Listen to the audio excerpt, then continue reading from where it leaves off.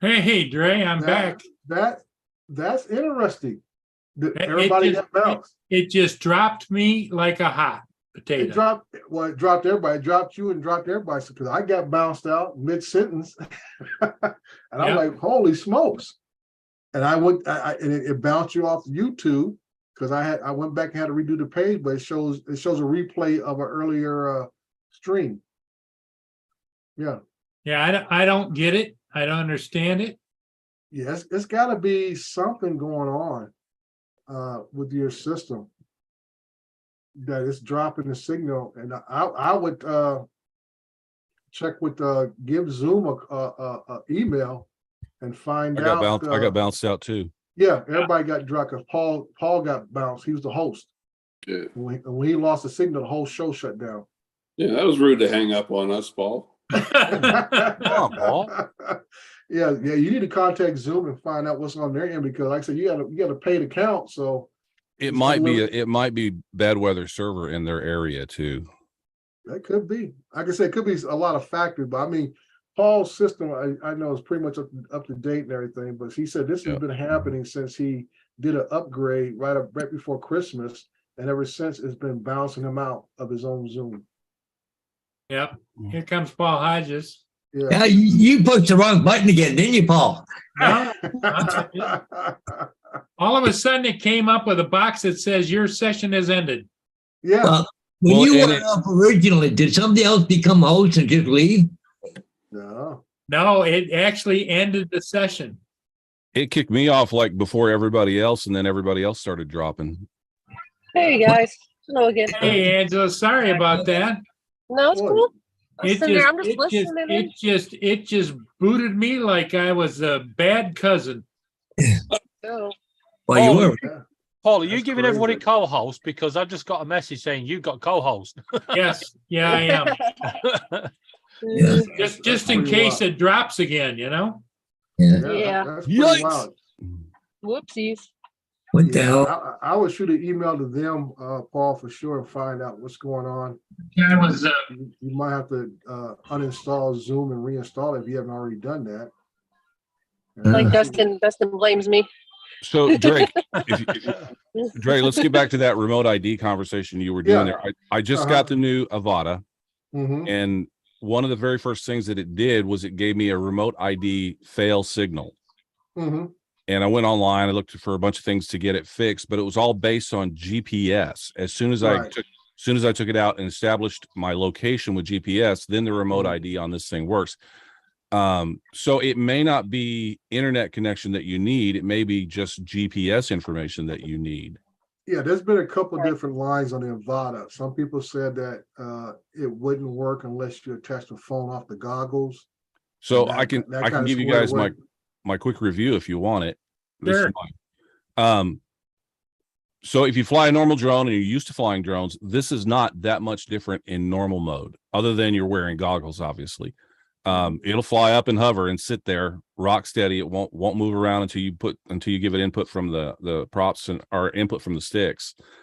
The issues that I had was as Dre said, you now have to tether your phone. So you've got a battery hanging off this thing in your pocket, and you got your phone with a cable plugged into your goggles so that you can fly. Otherwise, you cannot fly without your phone hooked up to it. They were nice enough to provide a USB-C to a USB-C cable that's long enough. I thought that was nice of them to do. But other than that, the big pain that everybody's going to have with this thing, and I don't know if you guys are going to be able to see it. Let me take it off here. Is getting to the SD card and the USB input. What I had to do to get the remote ID activated was I had to download the Assistant 2 software, and you got to plug it into that little plug Oh my That's goodness. Hey, right under there. And the prop is in the way, so you got to take the prop off. And even with the prop off, it's almost impossible to get to.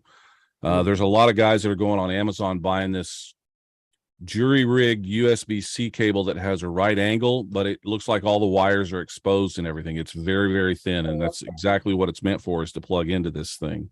Even the SD card is kind of difficult to get to. It's not impossible.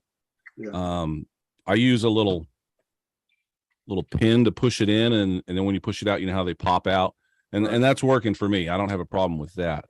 But Yeah, when you first get it and you get that remote ID error, a lot of people in the Facebook groups are talking about it. Really, the only way to solve it is download the Assistant 2 software, plug in a USB, and then you're good to go. But what it looks for is GPS.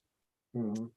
And it also, I'm within about 6 miles of a hospital, so it gave me a warning: hospitals nearby, fly with caution. I'm just flying over my house, my first flight, no big deal.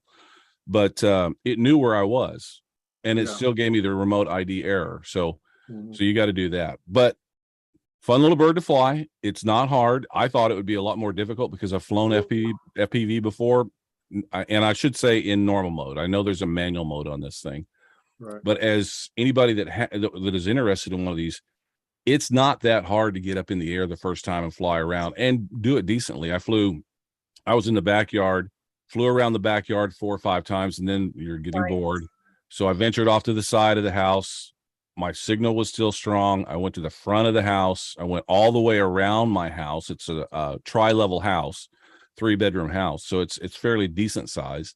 Never lost signal. Went up over the house. No big deal there. Then flew around in the backyard some more and landed because some wind was starting to kick up. And I didn't want to play around with it too much while it was getting windy. I want to get a full handle on this thing. But I had a blast with it. It was pretty cool.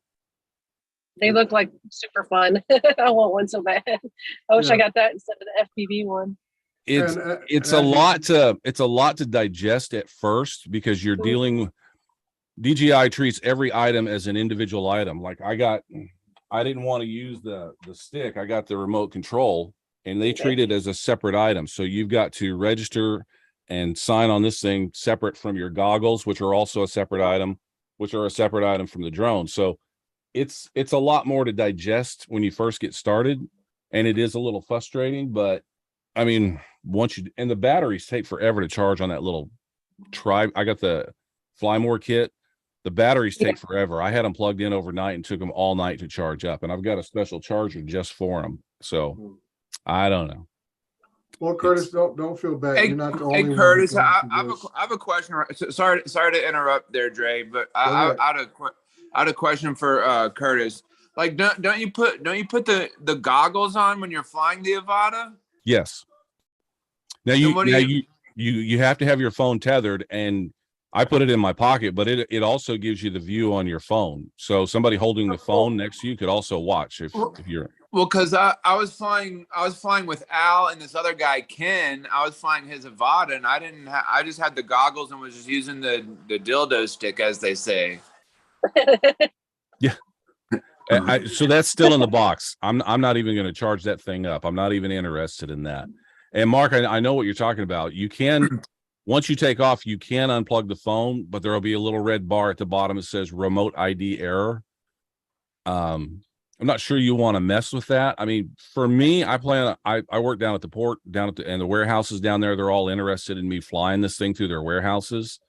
So I've got an indoor flight thing. So the FAA doesn't matter to me with this thing. I mean, if I'm flying at my house, but Mhm. Not airplanes in the buildings.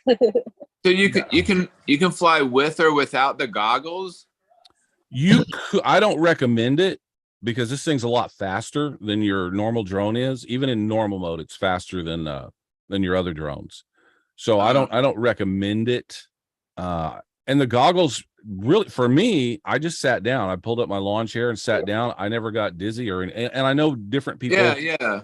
Different people will have a different reaction. I know there's motion sickness folks and stuff like that. And I understand that. For me, I'm 61 and I thought I was going to have it. I flew for 10 minutes and there was no issues. I did find myself acting goofy going. Yeah, I was kind of doing that a little bit too when I was flying Ken's Avata because I was wanting to turn my head and stuff. I was like, no, Yeah. TJ, keep your head still. And it does have a head tracking mode, and I turned that off because I knew from my previous experience of flying FPV that I'm going to be leaning and moving around. It's just natural that you want to lean. Yeah. Mhm. Yeah, I got Well, to fly Lee's from Yellow Rose Drones. I got to try his out. And it wasn't bad at all. It was fun. So Time to Fly says he unplugged a bird just hovers. Avatar won't let me fly. I'm not Right. quite sure what you're asking there. No, Are you saying Al, his name is Al Diaz, and he has a Avata, and he's saying that when he unplugs the phone, Right. from his goggles, the Avata just stops and it just hovers in place. Like I say, people had different reactions, but everybody's getting something, either an error message or the drone won't engage. And this is not only happening on the Avata, it is also happening on the Mavic 3. Oh, That Al, what's up, buddy? I didn't know you were it's- time to fly. It was having some issues with the latest firmware updates to where it's giving a remote ID error. And as I tell people, until we get more direction from the FAA on what this remote ID number is, and we don't know what to put in that slot. Because the Right. FAA is not saying what it is. The manufacturers are not saying what it is, because a wild guess that we're thinking that for us commercial operators, it could be our actual self-identifying numbers that each of our drones have. We don't know yet. And I can So give you Al, let me jump in real quick for Al, Go real ahead. quick. Al, what I would suggest to you is download the and I can send you the link. It's not, it's the commercial drones. It's Assistant 2 commercial. Download that one and update the firmware. And I think the new firmware will allow it to be unplugged and still operate, because I just got this. So I'm on the very latest firmware. Yeah. But the thing, it's not law yet, is it? Not until what, September? Well, the law is already there. It just will not be, remote ID does not become active until September of this year. That's when it will be fully. 2 more years from now. No, that's what I'm saying. 2023 is going to be a big year in drones as far as how we fly, where we fly. There's a lot of different things unwrapped because we So were there's going to discussing- be a learning curve, Dre? It's going to be I'd say not so much a learning curve, but an informational curve on what you're going to need to have. Al, if you want, to I can. operate. Al, if you want, I can send you on Facebook Messenger. I can send you the Assistant 2, the correct one to use, because there's like several different ones, and they're not real clear on it. So that's what we were talking about last night on Adrian's show, was about CBOs. And I said this documentation came out initially last summer. They revised it last October about having a CBO and for recreational pilots, that you're going to need to be either flying an AMA field or maybe your own FRIA, or basically fly under somebody else's CBO, which is a community-based organization, rules and guidelines. And it does transfer to wherever you go within the United States and so forth. So there's going to be a lot of things to become, I would say, informed about. And you're going to need to have this stuff on your person in case you are approached. Like always, if nobody says anything, no harm, no foul. None of this is going to keep you from flying. But if you are contacted by someone of authority, then you're going to need to start producing these documents. Yeah. Just like driving a car, you're going to need to show your driver's license and registration. And that's what's going to happen with drone flight day. Once you get contacted, you will need to be producing things like, okay, you say I'm flying under the CBO, they're going to say, okay, let's see the documentation. Boom. My drone is registered. Boom. All this kind of stuff. And if you're recreational, you get to whip out that trust card, and just like with commercial, you get to whip out that commercial cert card. So there's going to be a lot of different things that you're going to make sure you're going to have on your person or in the drone case per se when you go out flying. So there's a lot, and this remote ID is something that I feel it will eventually work its way out.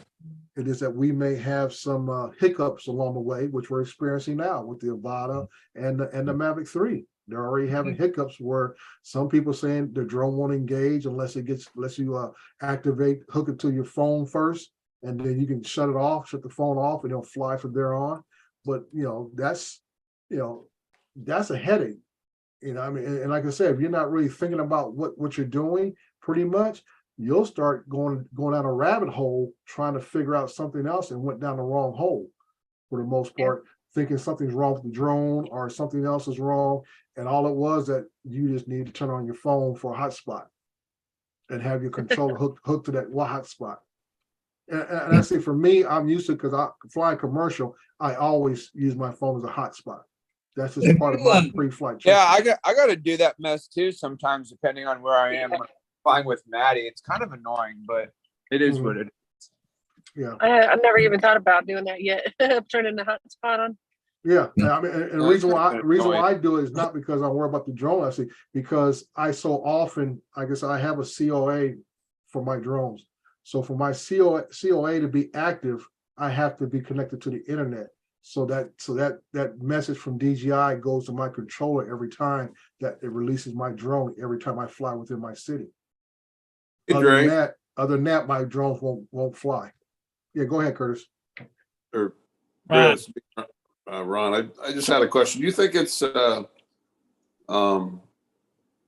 companies like DJI are going to incorporate software that's going to be able to somehow communicate with the remote ID module where